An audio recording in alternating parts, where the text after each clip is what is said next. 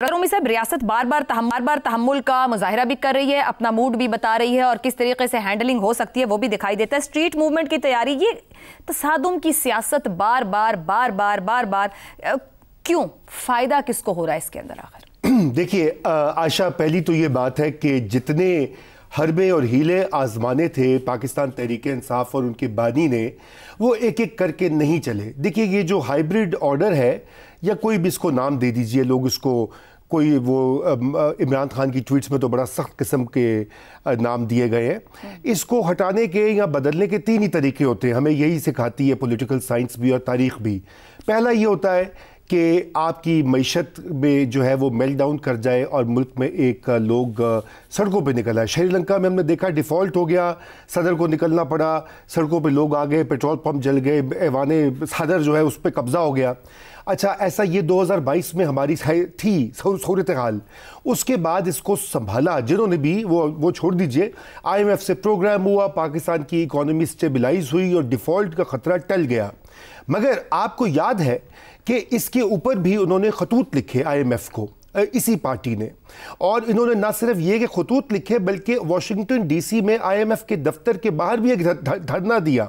वो जो धरनों की बातें हो रही थी वहाँ भी कोशिश की गई, बहरहाल वो नहीं चली क्योंकि ये बिल्कुल ही शुरू से बेवकूफ़ी का अमल था। IMF जो है वो धरनों के ऊपर नहीं डील करती। दूसरा तरीका ये होता है कि कोई फॉरेन एनिमी आपको शिकस्त दे दे तो फिर वहाँ पे इनकलाब आ जाता है या रजीम चेंज हो जाती है। पाकिस्तान पे वो दौर भी आया। मई 2025 में भारत ने जारहाना जो है अंदाज अपनाया और पाकिस्तान पे हमला किया। ये अब UN ने भी जो है एक्सेप्ट कर लिया है। लेकिन क्या हुआ कि उस वक्त भी आपको पता है कुछ आवाज़ें ऐसी थी, वो कह रही थी कि हाँ आ जाओ, गिरा दो, ये तो ड्रामा है, ये तो फलाना है, ये तो ऐसा है, ये तो हार जाएंगे, वीगो डाले क्यों नहीं भेजते बॉर्डर पे, क्यों नहीं लड़ रहे, वगैरह वगैरह। लेकिन आपने देखा कि वो भी अब ये खुशकिस्मती कहिए या तैयारी कहिए या प्रोफेशनलिज्म कहिए कि पाकिस्तान उस मरहले से भी निकल गया और इतनी जीत हुई कि दुनिया उसकी तारीफ कर रही है। अब बाकियों को तो छोड़ दीजिए, अमेरिका का जो प्रेसिडेंट है को 19 बार कह चुका है, और अब मैं वो अल्फाज नहीं दोहराऊंगा, फिर लोग कहेंगे कि जी मैं वो क्या क्या क्या कहते हैं वो तारीफ़ें कर रहा हूँ लाइव TV के ऊपर। लेकिन वो ये बात दुनिया एक्सेप्ट कर चुकी। तीसरा तरीका होता है जो कि होती है बगावत, अंदर रियासत के अंदर बगावत हो जाए। रियासत से आप समझ ही गई हैं क्या है, नाज़रीन भी समझ रहे हैं। 9 मई को वो कोशिश की गई, ये सब जानते हैं। 9 मई के बाद आपको याद है कि 2 बहुत सीनियर अफसरान थे, उनको इस्तीफा देना पड़ा, यानी कि कोई ना कोई गड़बड़ दाल में काला जरूर था। और उस दिन भी जो कोशिश यही थी कि लाखों लोग निकलेंगे, बड़ी बड़ी इंस्टॉलेशंस के बाहर जाएंगे और बगावत हो जाएगी। अब ये क्या सादा लोही है, क्या बचगाना सियासी शऊर, मैं यही कहूँगा। अब ये तीनों ऑप्शंस एग्जॉस्ट हो चुकी हैं। अब चौथा ऑप्शन जो दिखाई दे रहा है वो दिखाई दे रहा है बांग्लादेश, नेपाल, मेडागास्कर और जगहों पर जहाँ जहाँ इस तरह के नौजवानों की जेन जी के बलबूते पर इनकलाब आया। पाकिस्तान में हालात हैं ऐसे, ये हमें नहीं भूलना चाहिए। यहाँ पर अक्सरियत नौजवानों की है, आधे से ज़्यादा जो है तालीम याफ्ता नहीं है, बेरोज़गार है, और एक इस वक्त मुल्क में पोलराइजेशन ज़रूर है क्योंकि आधी वो आपका जो वोटिंग ब्लॉक है वो PTI का सपोर्टर है। तो इन हालात को प्रॉफिट करने के लिए गालिबन इस वक्त अब लोग ये कह रहे हैं, उनको मशवरा दे रहे हैं कि जी आपकी ताईद में लाखों लोग निकल आएंगे, चलिए ये भी आजमाते हैं। तो अब ये अच्छा 26 नवंबर को आजमाया गया, उसका एक छोटा नमूना, लेकिन उससे नुकसान किसका हुआ? उससे नुकसान उन बच्चों का हुआ जिनको डंडे पड़े। गुज़िश्ता तसादुम तो कुछ नहीं दे सकी और लीडर मौजूद, मगर लीडर की सियासत और उसका किरदार सामने रहता है। 25 दिसंबर जो एक तरफ कायद आज़म मोहम्मद अली जिन्नाह का यौम पैदाइश है तो दूसरी जानिब मसीही बरादरी का मुक़द्दस दिन। इस अज़्म का इजहार है कि तमाम शहरी बिला तफरीक मजहब, नस्ल और अक़ीदे रियासत के लिए बराबर हैं। कायद आज़म ने 11 अगस्त 1947 को पाकिस्तान की अक़लियतों के हवाले से जो वाज़ेह और तारीख़ी मौक़िफ़ दिया कि तमाम आज़ाद हैं, रियासत किसी फ़र्द के मज़हब से कोई ताल्लुक़ नहीं रखती, आज भी रियासत पाकिस्तान की सिमत मुतय्यन करता है। ये अल्फाज महज एक तकरीर नहीं बल्कि पाकिस्तान के आइनी, समाजी और अखलाकी तशख़्ख़ुस की बुनियाद है। वज़ीर आला पंजाब मरियम नवाज़ का वाज़ेह और दो टोक मौक़िफ़ के पंजाब में अक़लियतों के साथ नाइंसाफ़ी हुई तो मैं सीसा पिलाई दीवार बनकर खड़ी होंगी, महज एक सियासी बयान नहीं बल्कि एक हुकूमत सिमत की निशानदही भी है।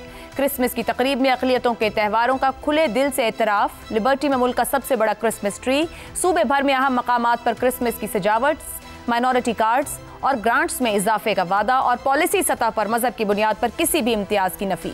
ये सब इस बात का इजहार है कि हुकूमत अक़लियतों को रियायत या अतिया के तौर पर नहीं बल्कि बुनियादी शहरी के तौर पर ट्रीट कर रही है। इसी तनाजुर में रवा माह पार्लियामेंट के मुश्तरका इजलास से कौमी कमीशन बराए अक़लियती हुकूक एक्ट 2025 की मंजूरी एक अहम संगे मील की हैसियत रखती है। ये कानून न सिर्फ एक बाइख्तियार, खुद मुख्तार और नुमाइंदा कमीशन के क़याम की बुनियाद रखता है बल्कि अक़लियतों के हुकूक की निगरानी, शिकायत के लिए इंक्वायरी, अबूरी रिलीफ और रियासती इदारों को जवाबदेह बनाने के एक मजबूत फ्रेमवर्क भी फराहम करता है। सिविल कोर्ट जैसे इख्तियारात, पार्लियामेंट को बराह रास्त रिपोर्ट्स और बैनुल अक़वामी फोरम्स पर नुमाइंदगी, ये सब इस अज़्म की अलामत हैं कि अक़लियतों के हुकूक को अब अलामती नहीं बल्कि इदारा जाती तहफ़्फ़ुज़ दिया जा रहा है। सवाल अब ये नहीं कि क्या पाकिस्तान अक़लियतों के लिए महफूज है, बल्कि असल सवाल यह है कि क्या ये मुस्बत इक़दामात मुस्तकिल पॉलिसी, मौसर अमल दरामद और समाजी कबूलियत के जरिए मॉडल में ढल सकेंगे ताकि पाकिस्तान वाकई दुनिया में एक अक़लियत दोस्त रियासत के तौर पर अपनी शनाख्त को मज़ीद मजबूत कर सके। इसी पर गुफ्तगू रखेंगे पैनल के साथ। सवाल इस तरह से, अक़लियतों के हुकूक के तहफ़्फ़ुज़ के लिए हासिल किया गया पाकिस्तान 78 साल बाद आज कायद के पाकिस्तान में अक़लियतें कितनी महफूज? रज़ा साहब। बहुत शुक्रिया आयशा, और बहुत अहम मौजू है आज के दिन के हवाले से। सबसे पहले तो मैं ये बात, आपने खुद ही उसका जिक्र कर दिया। देखिए, पाकिस्तान का जो क़याम है, पाकिस्तान बना ही अक़लियतों के तहफ़्फ़ुज़ के एक ख़याल से वो लिंक्ड है, मगर किस हद तक हमने उस पर अमल किया, बदकिस्मती से नहीं किया। कायदे आज़म ने तो बड़े वाज़े तौर पर 11 अगस्त 1947 को कह दिया था कि पाकिस्तान की जो नई रियासत बनेगी वो हर शहरी को बराबर की नज़र से देखेगी। उनका फेमस जो वो स्पीच है 11 अगस्त वाली, जिसको हमने बड़ी देर फरामोश किए रखा कि you are free to go to your temples and you are free to go to your mosques, और आपके शहरियत जो है उसका आपके मजहब से कोई ताल्लुक नहीं होगा। तो आज उसके भी दोहराने का दिन है। अगरचे आपने जो बहुत से स्टेप्स बताए वो बहुत उम्मीद अफजा हैं, और ये सिंबॉलिक जेस्चर्स जो है, लाहौर में मैंने खुद क्रिसमस का दरख्त देखा है, और यकीन जानिए अपने लाइफ टाइम में पहली बार मैंने देखा है कि पब्लिक प्लेस के ऊपर इतने के इस तरह से जो एक मजहबी त्यौहार को मनाया जा रहा हो। मगर ये सिंबलिज्म है।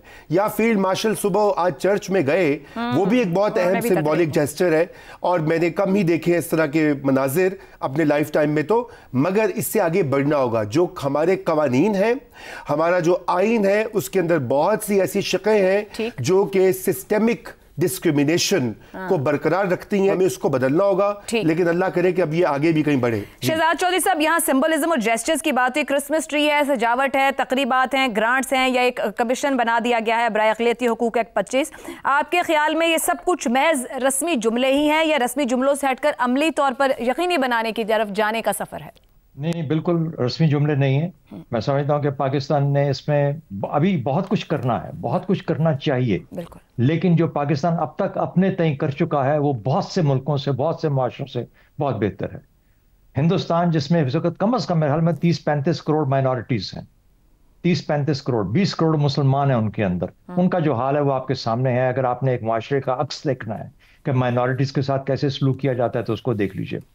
अमेरिका चले जाइए, जहां पर किसी वक्त किसी जमाने में अफर्मेटिव एक्शन आता है कि जो कम लोग हैं, जो कि डिस्क्रिमिनेटेड लोग हैं, उनको मौका दिया जाना चाहिए, और फिर एक ऐसा वक्त आता है कि हर चीज को मुकम्मल तौर पर खत्म करके और ये कहा जाता है कि जिनका मुल्क है वही रहेंगे।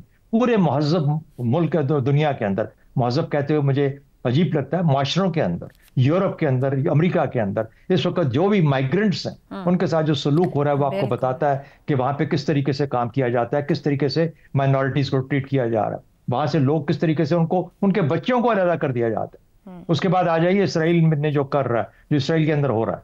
तो मेरा जब मैं इन चीजों को देखता हूं तो मैं देखता हूं कि पाकिस्तान की मिलिट्री के अंदर, पाकिस्तान की आर्मी के अंदर जो नॉन मुस्लिम्स हैं वो जनरल्स भी बने, जो पाकिस्तान की एयरफोर्स और वगैरह, ये मिलिट्री तमाम की तमाम, इसके अंदर ऐसी ऐसी क्लासेस हैं, ऐसे ऐसे लोग हैं, ऐसे ऐसे ऐसे जबरदस्त किस्म के लोग। सैसल चौधरी का नाम सब दुनिया, पूरा पाकिस्तान जानता है, वो एक हीरो पाकिस्तान का। जस्टिस यार कॉर्नेलियस का नाम लेते हैं, सुप्रीम कोर्ट के जजेस अपॉइंट हुए। सिमिलरली हिंदूज, उनका नाम मुझे नहीं आ रहा, सिंध के जो थे सुप्रीम कोर्ट के चीफ जस्टिस हुए। यानी कहने का मतलब यह है कि जी एग्जैक्टली, भगवान दास। अच्छा, उसके बाद फिर जहां जहां पे पाकिस्तान के जो पहले हमारे वजीर खजाना थे, मेरे ख्याल में वो भी हिंदू थे। तो मेरे ख्याल में पाकिस्तान ने अपने तौर पे, और 3% सिर्फ यहाँ माइनॉरिटीज हैं, सिर्फ 3%,